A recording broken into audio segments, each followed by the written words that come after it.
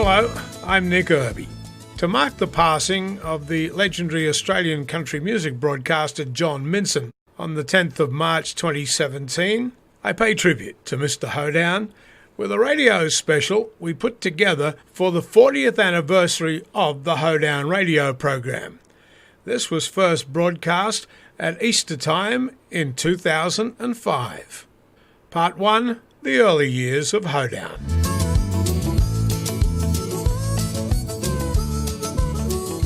The Hoedown Country Music Radio program drew a large audience well beyond the coverage area of Tamworth Station 2TM because of its clear signal.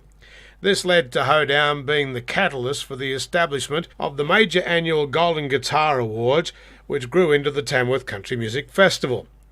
Other innovations followed through the 70s into the 80s, including the country music magazine Capital News, the Country Music Roll of Renown, the Hands of Fame, and the annual Star Maker Quest.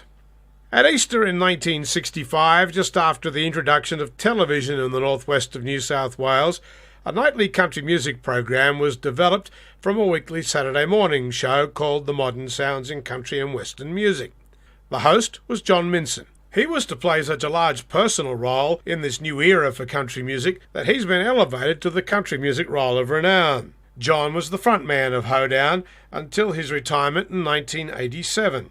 I took over from John at the end of that year and took the program into a new expansionary phase, which led us to changing the name to CMR in the mid-90s and moving out to all the stations of the Super Radio network. It's country music time. Presenting Hoedown, the best in country music.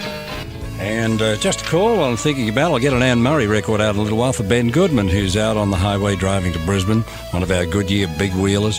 All the best to you, Ben.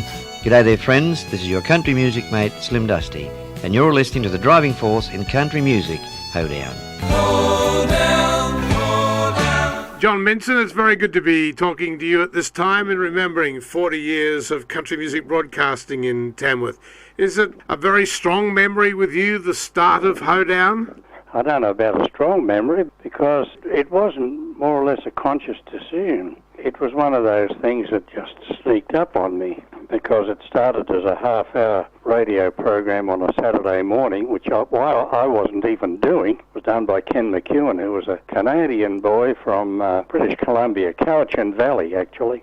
When he went back to Canada, I was doing the Saturday morning air shift at that time, and he asked me would I continue it on and include it in my program because it had listeners. So that was actually the start of it. But then it moved to night time, but it again was only a very short program, wasn't it? Yes, once again, it wasn't a planned thing. 1965, when 2TM reprogrammed all their nighttime shows, they put on a music from the movies and a swing show, a jazz show, supper club, and then I got the country music show and the folk music show. Folk was very big back then, and that's it. I actually was the copywriter. I was just sitting at my desk writing advertising, and I'd spend half an hour of my lunchtime recording this program for the night. So it wasn't intentional at all. But it did pick up a following, and it became the core nighttime program because of its following. Well, yes, once again, it was this unintentional thing. I don't know whether 2TM realised at that time how far their signal travelled, because it was an omnidirectional. It went out in every direction.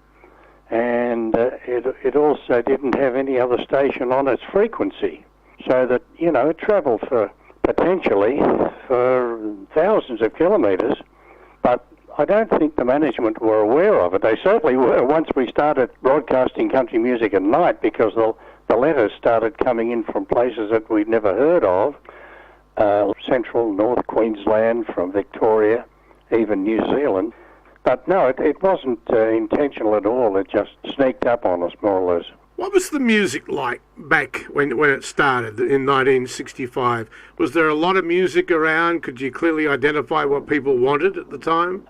Nick, pretty well every letter that came in included some reference to a favourite artist. Of course, Slim Dusty was the overall favourite, but they all indicated who they liked. It was Chad Morgan or Gordon Parsons or even a lot of the older 78 artists and Tex Morton. So by just reading mail, we got an idea of what their preferences were, and we sort of took it from there and programmed accordingly. But in those days, 1965, 66, the market was pretty much dominated by American music, and back then the American artists were very, very big. People like Johnny Cash and Kitty Wells and Webb Pierce and Buck Owens especially, they were huge. The Australian artists were very much in the minority. In 1965, Slim Dusty did Cunnamulla Fella. I'm the fella from Cunnamulla. Yes, I'm the Cunnamulla fella. Reg Lindsay recorded Suvla Bay.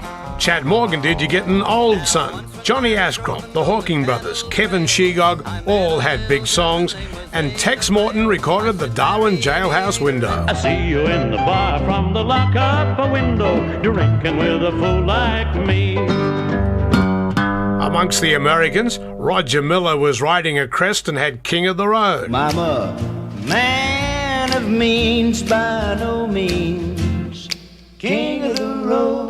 Johnny Cash, Jim Reeves, George Jones were all big hit makers that year. It was Merle Haggard's third year as a hit maker, and it was Buck Owens' biggest year ever. Well, I'm a-losing weight and I'm turning mighty pale. Looks like I've got a tiger by the tail.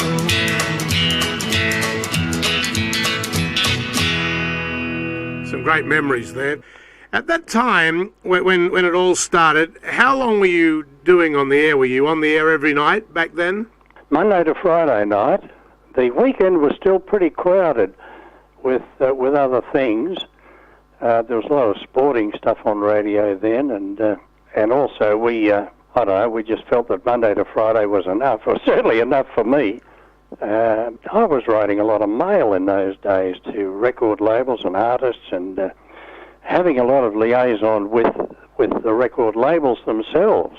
People like EMI and RCA, they were doing a lot of market research actually through our program, because when you think about it, there were no other outlets by which they could gauge the popularity of an artist or a record. If they released a single and it really took off, they knew that it was popular and they were able to follow it up. Two prime examples from the early 1970s. There was a redback on the toilet seat when I was there last night. I didn't see him in the dark, but boy, I felt his bite. It wasn't much of a surprise that Hoedown was first onto the Tamworth classic, The Redback on the Toilet Seat, by Slim Newton. But the other one was a bit more surprising. John Minson had been asked by Festival Records to test out a track that had come from Canada, which seemed completely out of sorts with everything else that was going on in pop music at the time. The track had been to #1. It was an old-fashioned bush dance, done by a group of unlikely people called the Mum and Dads, one lady and a bunch of fellas, and it was the Rangers Waltz. You will probably remember it, because the track went on to become a #1 pop hit in Australia because of the response that Hoedown got to it with its initial airplay.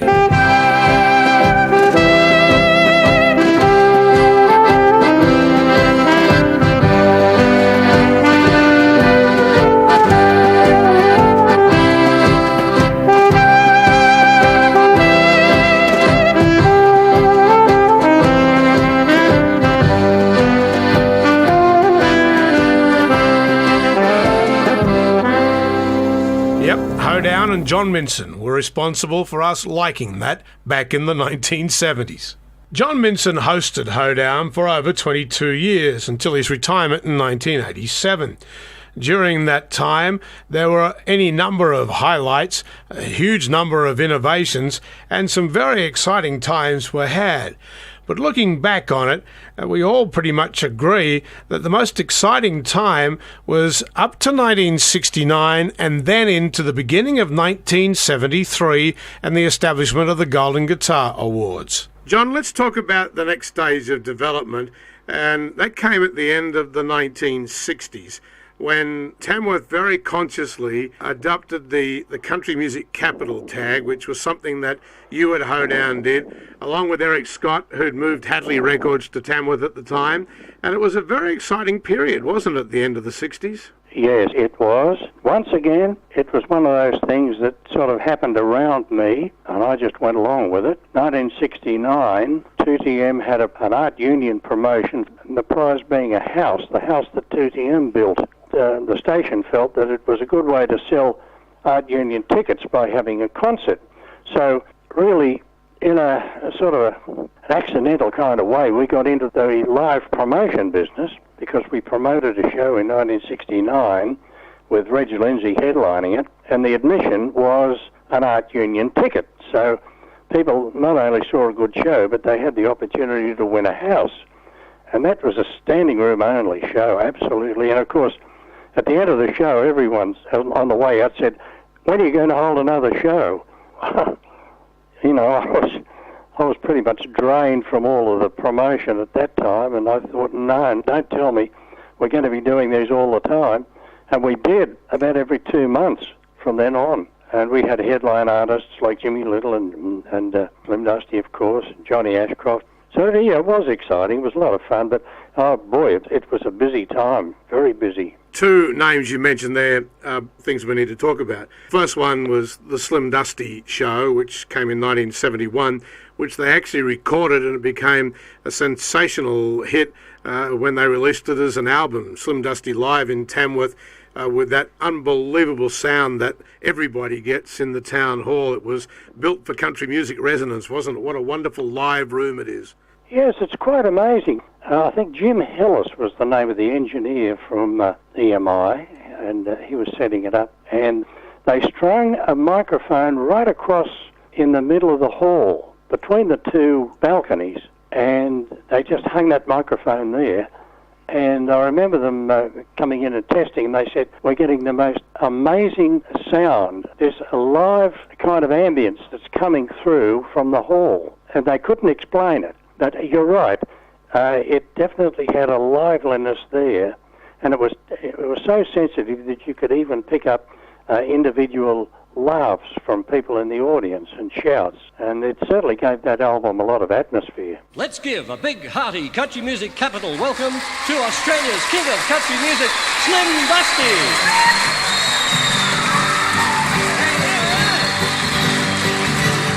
We're singing country music loud and strong. We'd like you all to join us along the road of song.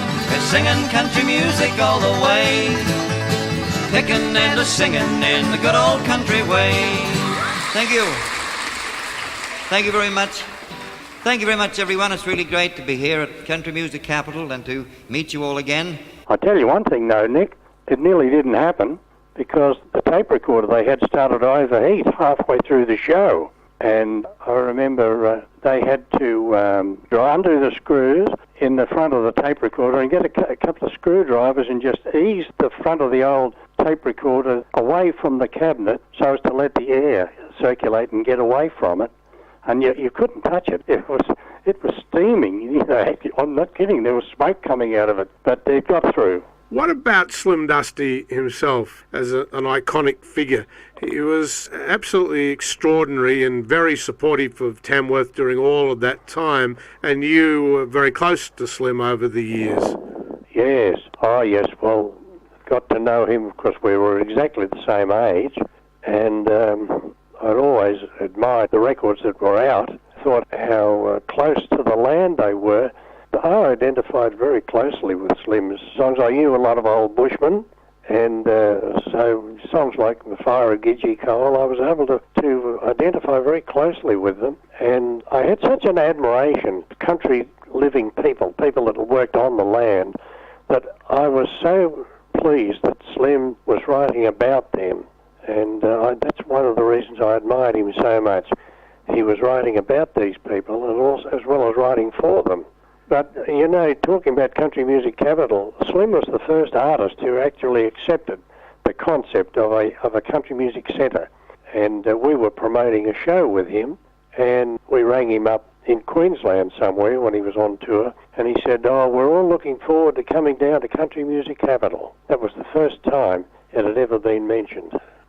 John Minson is with us, reminiscing over the last 40 years of country music capital and the radio program Hoedown. The other person that we need to mention in this particular time is Johnny Ashcroft, a very good friend of yours and mine, and a fellow who has been credited down through the years as giving 2TM the inspiration to establish the Golden Guitar Awards. Yes, it's interesting how that happened, because we had booked Johnny to headline one of our shows in 1972, and just at that particular time, John was due to receive 3 gold records from EMI, and on his suggestion, they agreed to present them in front of a live audience. And at the end of the show, Johnny said, "Well, this beats receiving your gold records at a function in George Street, Sydney somewhere. This is where presentations should be made before the fans who created the gold record and created the popularity of the artist." And it was a sort of a germ of an idea. I remember his exact words. He said, "You people do this so well, it's a pity you can't do it for the whole industry, not just me." And of course Max Ellis picked up on that straight away. And away he went with this idea of a record awards. And what a time it was, too. At the end of the 1960s, into the 1970s, there were other things going on in Tamworth. Eric Scott had brought Hadley Records to town, and there were other people in the area who started to move into Tamworth. I'm thinking about Lindsay Butler and Ross Murphy and the others who, over the next 20 years or so, produced records here and made this a pretty big hive of activity in country music capital. It must have been a pretty exciting time from the late 60s into the 1980s for you.